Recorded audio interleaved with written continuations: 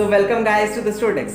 आज हम the rudest book ever का सबसे important chapter learn how to think discuss करने जा रहे हैं। आज की बातें थोड़ी कड़वी जरूर जाएंगी, पर यह आपके लिए लाइफ चेंजिंग वीडियो हो सकता है। So let's begin. अगर मैं आपसे पूछूं हाउ टू थिंक से आप अपनी लैंग्वेज में क्या समझते हैं, तब आपका जवाब कुछ ऐसा होगा: critical thinking, logical thinking, open your mind, think out of box और इस तरह के काफी कंफ्यूजिंग फ्रेजेस जो सुनने में भी काफी अमेजिंग लगते हैं। लेकिन प्रॉब्लम यही है कि आपको पता नहीं ऐसी थिंकिंग कैसे डेवलप की जाए। कई लोगों के दिमाग में यह एक फैंटेसी बनकर रह जाती है, क्योंकि उन्हें लगता है कि क्रिटिकल थिंकिंग उनके लिए एक इम्पॉसिबल टास्क है या इसे अचीव करने के लिए उन्हें कुछ यूनिक करना होगा। अगर मैं आपसे कुछ क्रिटिकल थिंकर्स के नाम पूछूं, तो आपके दिमाग में शर्लॉक होम्स, कोई रिलीजियस फिगर या कोई बंदा जिसके पास 40 डिग्रियां हो याद आ सकता है।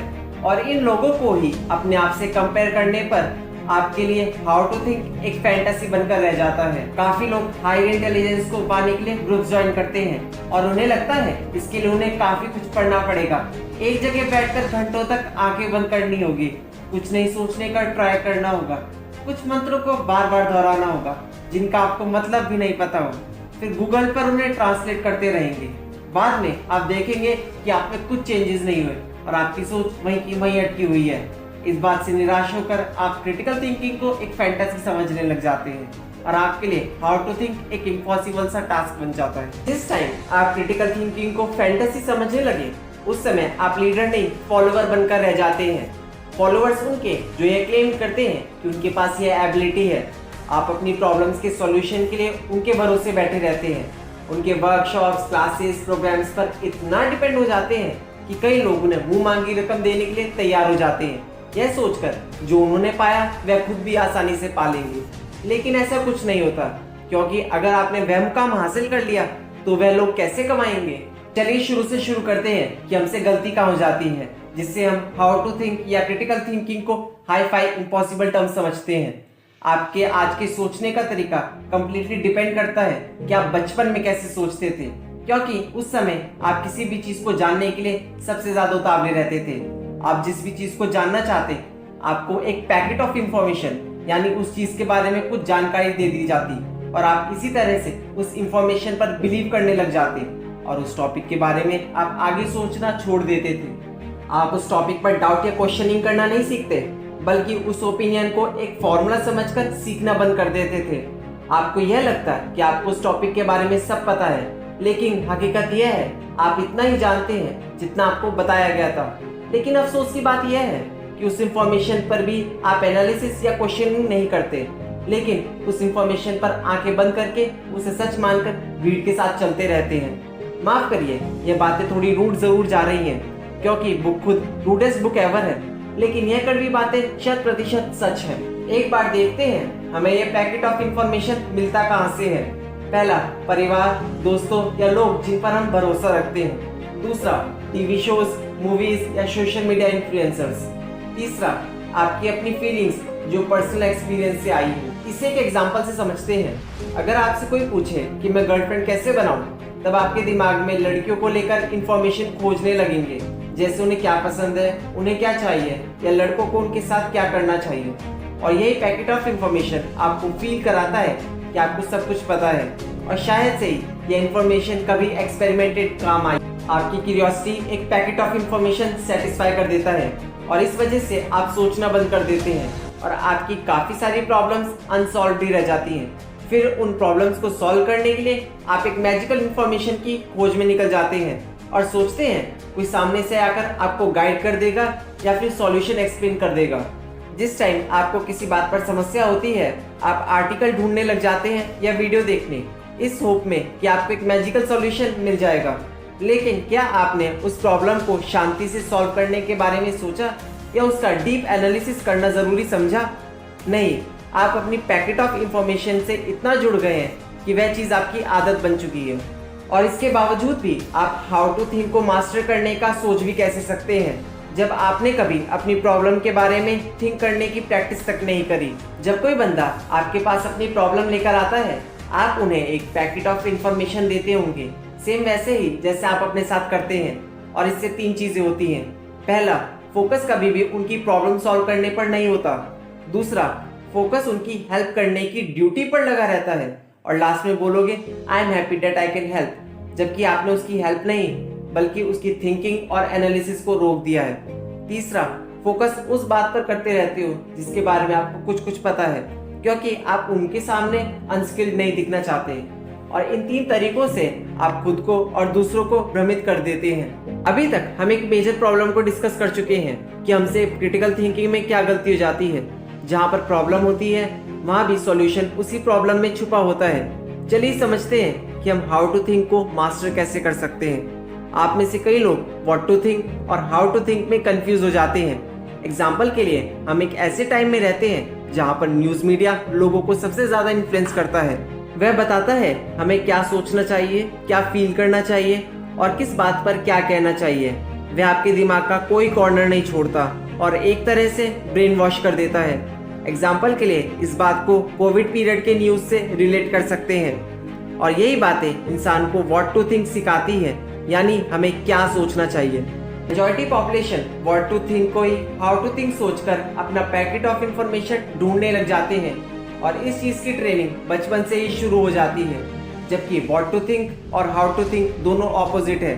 हाउ टू थिंक का मतलब है ऐसी सोच जिसमें आप दूसरों की बुद्धि की जगह खुद की मेंटल फैकल्टीज का यूज करें और अपने माइंड को दूसरों के इन्फ्लुएंसेस और बुलशिट से इंडिपेंडेंट कर सकें। First step for how to think is to become clueless.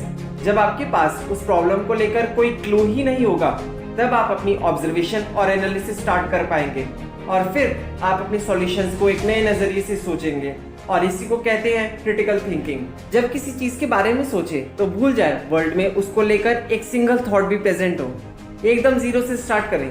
Author का कहना है यह सोचना थोड़ा सा हैवी हो सकता है और इसका कारण भी है क्योंकि हम एक ऐसे वर्ल्ड में रहते हैं जहाँ इंटेलिजेंस से ज्यादा नॉलेज को प्रायोरिटी दी जाती है और जिस बंदे के पास ज्यादा नॉलेज हो वह अपनी थिंकिंग स्ट्रॉन्ग नहीं करना चाहता और जो लोग नॉलेज को ही इंटेलिजेंस समझते हैं उनसे ज्यादा कोई गलत हो भी नहीं सकता। आज के टाइम में जिसके पास ज्यादा डिग्री हो उसे इंटेलिजेंट माना जाता है, जबकि यह आइडिया पूरी पॉपुलेशन को क्रिटिकल थिंकिंग से भ्रमित करता है। डिग्री का मतलब एक किसी पर्टिकुलर स्किल का सर्टिफिकेट होता है और इसका इंटेलिजेंस से कोई नाता नहीं है और जो बंदा थिंकिंग नहीं कर सकता वह सिर्फ अनइमेजिनेटिव स्किल्ड वर्कर ही रहता है। लेकिन सोसाइटी हमेशा इन बातों से उल्टा ही चलती है और फॉलोअर्स बनकर ही रह जाती है। जिसके पास नॉलेज होती है दुनिया उसे कूल और मास्टर समझने लग जाती है और उस बंदे का फोकस थिंकिंग से शिफ्ट होकर कलेक्टिंग यानी नॉलेज गैदर करने में लग जाता है।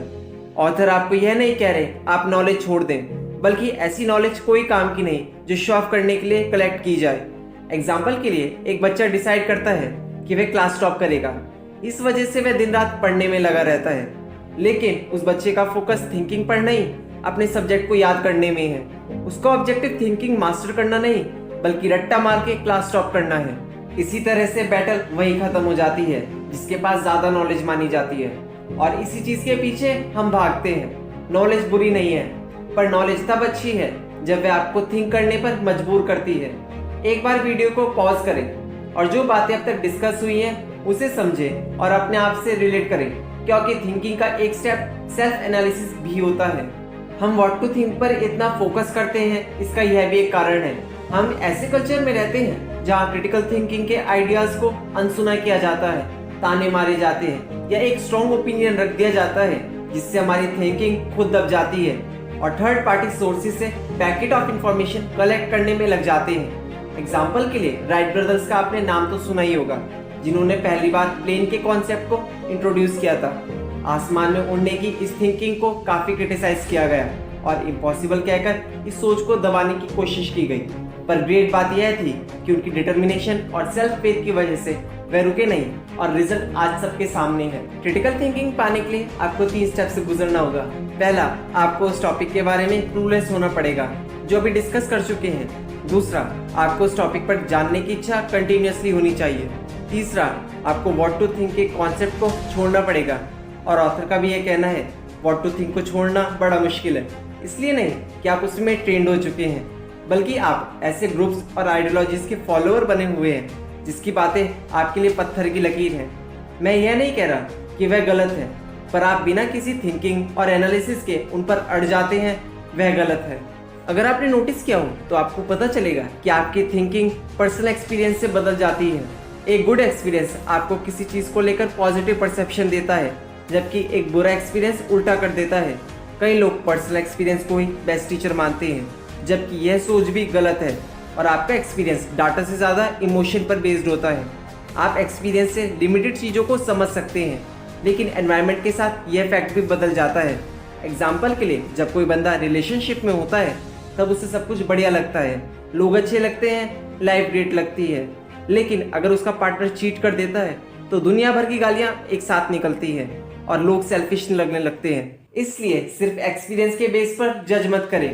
अल्टीमेटली हाउ टू थिंक एक नेवर एंडिंग प्रोसेस है, लेकिन इसका मतलब यह नहीं आप कुछ सॉल्व नहीं कर पाएंगे, पर आपके दिमाग में पैटर्न्स बनना शुरू हो जाएंगे। आप हर बार नए डाटा के साथ नए पैटर्न्स बनाते जाएंगे और प्रॉब्लम्स जल्दी तरीके से सॉल्व हो जाएंगी।